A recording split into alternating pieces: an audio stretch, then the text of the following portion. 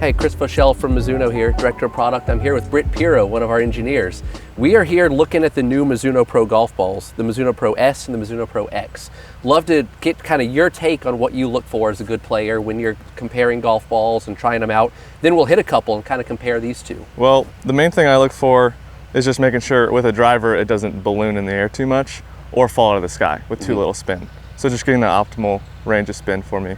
And you're a high swing speed player, so we got TrackMan set up, so we'll gather some info. Do you have an ideal spin rate you're always trying to go for, or it's more of a visual thing? It's visual, but when I look at numbers, usually it's 25 to 2200. Okay, perfect. All right, so right now we've got, first one up, we have the Mizuno Pro X. So this is a little bit firmer, a little bit higher spin model, but I'd love to see where it lines up with your driver, and we can look at some numbers. Sweet, let's hit it.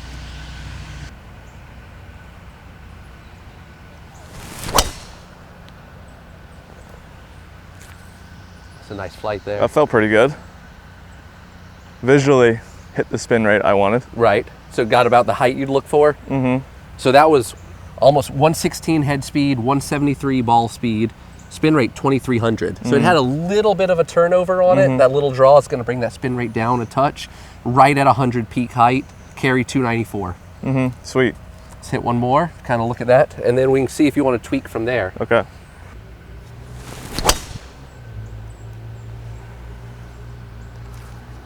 That one looks a little bit higher. Yeah, I cut that a little high and right. So that was one of those, again, it didn't quite have that turnover of the first one. So you can see ball speed, I mean, pretty much hung in there, slightly down 1 mile an hour. Spin rate's a little bit higher than you were looking for, so almost 2600, but that peak height got pretty high. So that's one of the things with the X, is it's gonna tend to spin a little bit more. And with that, with your ball speed at 170 plus, you probably want to be a little bit lower than that. So what I'd love for you to do is hit the Mizuno Pro S. It's got the same axial flow dimples, 332 of those. That's going to give it a really nice penetrating ball flight. And this S is going to be a little bit softer, a little bit lower spin. So you should see that peak height come down. Sweet. Yeah, I want my high right miss to kind of be optimal spin and not as high, not as spinny. Perfect.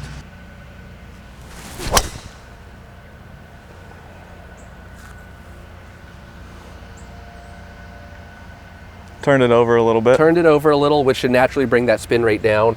Again, 172 ball speed, 1800. Turned that over a little bit more than you intended. So that brought that spin rate down a little bit.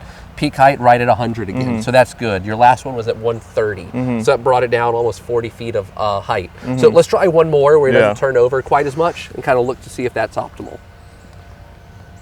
Another Mizuno Pro S.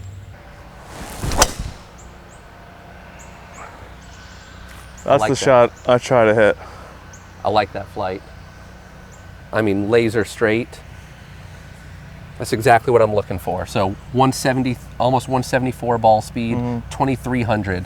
There was almost no curve. If anything, maybe a touch falling to the right, but that spin rate 2300 versus you were up at the 25, almost 26 with the X.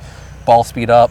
Your peak height, because it did have that little cut on it, just over 100, about 116 feet, carry 300 yards. So those numbers are pretty optimal. But what I'd love to do now is compare it to kind of one of the industry benchmarks and kind of see where it sits within that.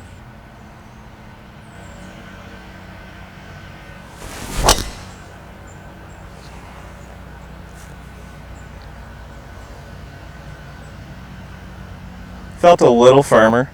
That ball, yeah, and that's one of the things with the Mizuno Pro balls. They are a little bit softer feel, not only off the driver, but particularly around the greens.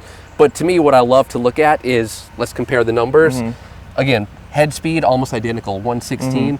Ball speed's actually down a touch. It's at 173. You were closer to 174 before. That spin rate's on the low side. That peak height, 94. So that went pretty low. Pretty straight ball flight, but again, 294 compared to you were carrying it right at 300 before. So some really good numbers for the Mizuno Pro S compared to that one. If you want to hit one more, just to make sure it wasn't an outlier.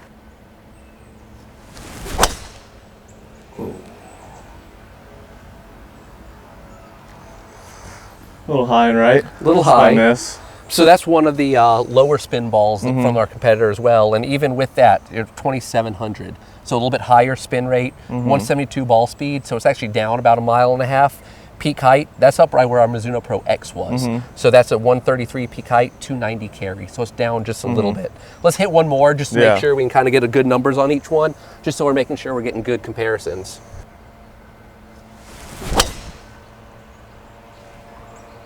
All right, that was a better strike there. Yeah, that's more ideal. So that was a really good strike there. So we look at that, 174 ball speed, 2300.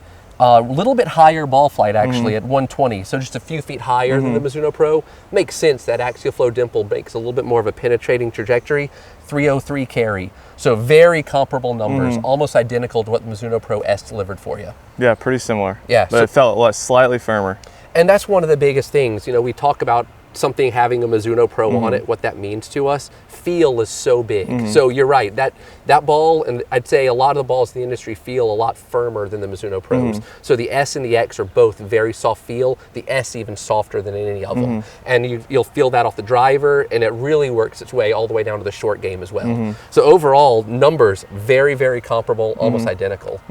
Sweet. Can I hit the S again? Yeah, let's do one more of those.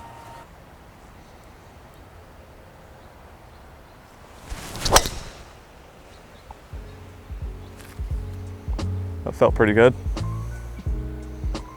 I like that flight there. Right at 172 miles per hour, 2300. I mean, that's, you can see the spin rate is right exactly where you want it to be. Peak height with that axial flow dimple, it is lowered a little bit. So that 105 peak height, carrying it right around 300 and 320 total. Really good numbers. Those are sweet. So overall, what I think is so impressive here is that, you know, your comment that it feels softer too. So there's the softer feel, but there's zero sacrifice in performance in the long game. You're getting the ball speed, you're getting the launch angle, you're getting the spin rates, and ultimately it's just coming in a little bit softer, a little bit lower. So to me, that's what's so exciting about the Mizuno Pro S and the Mizuno Pro X, is we're right there with everybody else in terms of the ball performance with a softer feel. Awesome.